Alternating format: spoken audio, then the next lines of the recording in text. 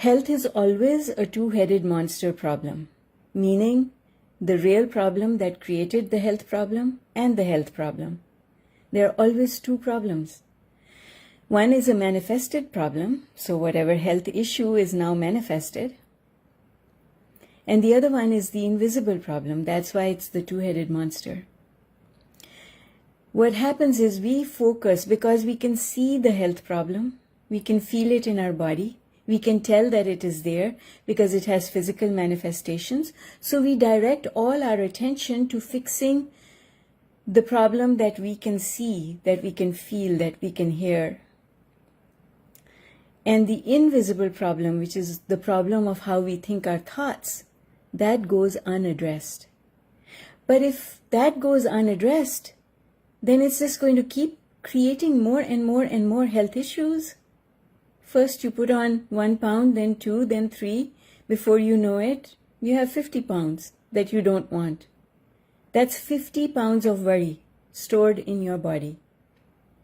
So unless you deal with the worry and stop that worry from creating more unwanted weight in your body, then you can't really address the weight that is already there, because let's say you start a diet today, okay? And today, this is just an example, okay? This is no reality here. I'm making it up as I go. So let's say that you go on a diet today. You've decided, that's it, I want to lose weight. And you are successful because today you lost 1 pound. However, you did the equivalent of 1 pound of worrying. So your diet was working, but on the surface it seems like nothing shifted. Why? Well, because I lost 1 pound because I was good with my exercise, my diet, whatever. I was good. But then I replaced the 1 pound I lost with 1 pound of worry and anxiety. Because if you're a worrier, you're going to worry about something. You'll find something. If there is nothing to worry about, you will go find something to worry about. Simplest, is this diet working? Now that creates worry and anxiety. I've done so many diets, will this one work? That's worry. Anytime there's doubt involved, that is worry. Worry taken too far is anxiety. So now, you did lose 1 pound. Had you not put on more? Because of your habit of worry and anxiety. So the first thing is to deal with the habit of worry and anxiety, because when you change that, when you eliminate doubt, when you step into trust, then any diet that you do is going to work. Any exercise that you do is going to work. Because then you won't be replacing the weight you've lost with the weight you've gained. And everything works the same way. Pain works the same way. We have pain. Why do we have pain? We take medicine for the pain and it seems like the pain's gone away, but we haven't stopped worrying. So guess what? Now we worry whether or not the pain will come back. So we help a little and then we add a little more. Then we help a little, then we add a little more. The thing is, you've got to address both. While you're working on doing whatever diet you're doing, whatever medicine you're taking, you also have to change your mental processing. Because when you change your processing of information, when you change how you respond to things, you stop creating more worry and anxiety, and then whatever solution you use is going to work and is going to give you results. Does that make sense, people? Kathy, Janet, Samuel, Maria, good to see you guys. Does that make sense? Do you have a question about this? Okay, hang on. I'm just going. It makes sense.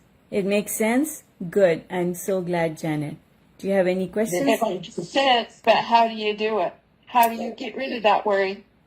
Exactly. Well, everything that I teach is about removing the worry. How do you get rid of that worry?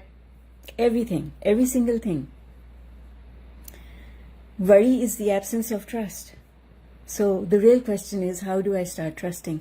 And every day the talks that we do, this is why I show up every day, is because every day we revisit getting back to trust, getting back to believing that we are powerful, getting back to believing that I do create my reality. I am powerful. And every day the discussion we have is about that. On my YouTube channel, there are more than 1,000 videos at this point in time that talk about that. So every single discussion we have is about that. Now, the easiest way to address this, Maria, is to recognize when you're worrying. Oh, look at that, I'm worrying. Not going to do that. What should I do instead? Look out the window. Look at the tree. Look at the sky. Change where your focus is. And you'll feel a little bit better. And when you feel a little bit better, then you ask yourself, why was I worrying? Oh, I was worrying because I thought this will go wrong. But why did you think that this will go wrong? What evidence do you have that this will go wrong? And we drill down. We drill down to the root cause of the worry. And the root cause of the worry is always one cause. And it is the absence of trust. This is why in the 40-day workbook, we have an exercise that creates trust. It's a very simple exercise. 3 things I'm going to do today, and 3 things the universe is going to help me with today. That's it. And they're the same thing. The same thing. What does that do? It creates trust. Because you start bringing the universe with you. You start bringing God. Instead of just paying lip service to God, you start bringing God into everything. And then you observe how your life changes. And once you observe how your life changes, you don't spend as much time low on the emotional scale as you did before. And your thoughts then become the magnet that bring you better thoughts. So this is why the saying is, the better it gets, the better it gets. One of my favorite sayings. So we just have to stop and make a U-turn. You know how if you're going somewhere and you realize you're going in the wrong direction, you stop your car and you make a U-turn? That's exactly what you have to do with your thoughts. No one can do it for you because no one can think on your behalf. You got to do it. So you got to realize that you're walking down the path of worry and anxiety and stop and then turn it around. Make a U-turn. Instead of going to the dump, go to the park. That is the analogy in the book Thrive. That is the essence of that analogy. When I let my thoughts go unattended, they end up in the dump because that's where I'm used to going. So soon as I become present to the fact that I'm heading to the dump, I've got to put the brakes on, turn the car around, and head towards the park. Where is the park? The park is in blessings. The park is in appreciation, gratitude. The park is in looking at nature. Basically, if you find it hard to appreciate things in your life, stop thinking about your life, and you will end up in the park.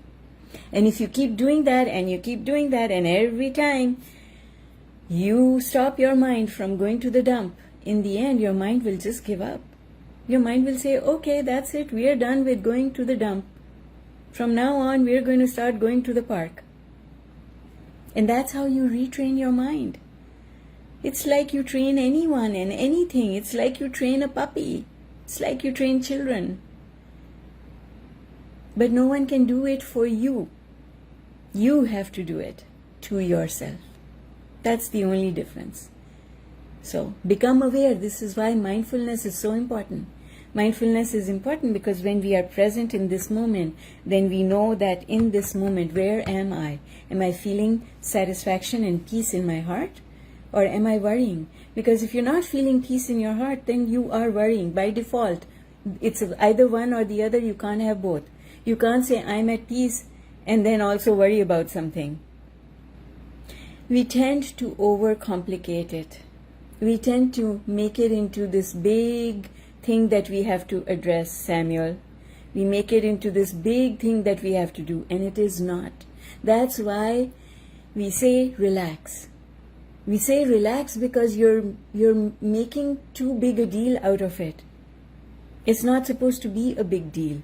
It's not supposed to be hard. It's supposed to be easy. All right, folks. That's all I got for you today.